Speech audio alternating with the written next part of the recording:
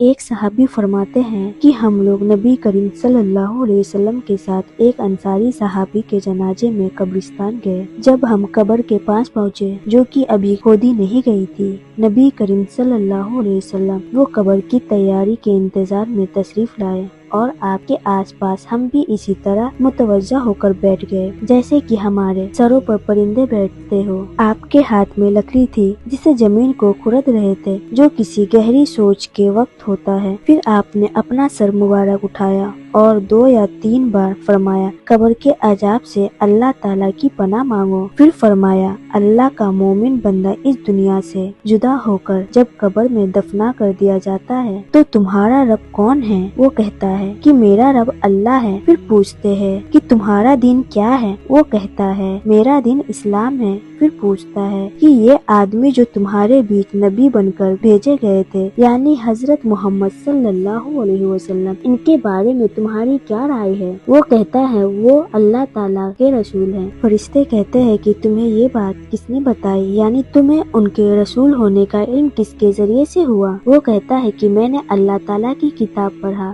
اس پر ایمان لایا اور اس کو سچ مانا۔ اس کے بعد آپ صلی اللہ علیہ وسلم نے فرمایا، مومن بندہ فرشتے کے ان سوالوں کے جواب جب اس طرح ٹھیک ٹھیک دیتا ہے تو آسمان سے آواز آتی ہے، یعنی اللہ تعالیٰ کی طرف سے آسمان سے اعلان کرایا جاتا ہے کہ میرے بندے نے سچ کہا، اس لیے اس کے لیے جنت کا بستر بچھا دو، اسے جنت کا لباس پہنا دو اور اس کے لیے جنت میں ایک دروازہ کھول دو۔ وہ دروازہ کھول دیا جاتا ہے اور اسے جنت کے خوشگوار پسندیدہ ہوائیں اور خوشبوئیں آتی رہتی ہے، اور قبر اس کے لیے جہاں تک اس کی نگاہ جاتی ہے کھول دی جاتی ہے۔ یہ حال تو آپ صلی اللہ علیہ وسلم نے مرنے والے مومن کا بیان کیا۔ اس کے بعد آپ نے کافر کی موت کا ذکر کیا ہے اور فرمایا، مرنے کے بعد اس کی روح اس کے جسم میں لوٹا دی جاتی ہے اور اس کے پاس بھی 2 فرشتے آتے ہیں۔ وہ اس کو بیٹھاتے ہیں اور اس سے پوچھتے ہیں کہ تیرا رب کون ہے؟ وہ کہتا ہے، ہائے افسوس، میں کچھ نہیں جانتا۔ پھر فرشتے اسے پوچھتے ہیں کہ تیرا دین کیا ہے؟ وہ کہتا ہے، میں کچھ نہیں جانتا۔ پھر فرشتے اسے کہتے ہیں کہ یہ آدمی جو تمہارے بیچ نبی کی حیثیت سے بھیجا گیا تھا، تمہارے اس کے بارے میں کیا رائے ہے؟ وہ پھر بھی یہی کہتا ہے، میں کچھ نہیں جانتا۔ اس سوال کا جواب کے بعد آسمان سے ایک پکارنے والی اللہ تعالیٰ کی طرف سے پکارتا ہے کہ اس نے جھوٹ کہا۔ پھر اللہ تعالیٰ کی طرف سے ایک منادی آواز لگتا ہے کہ اس کے لیے آگ کا بستر بچھا دو اور اس کے لیے جہنم کا ایک دروازہ کھول دو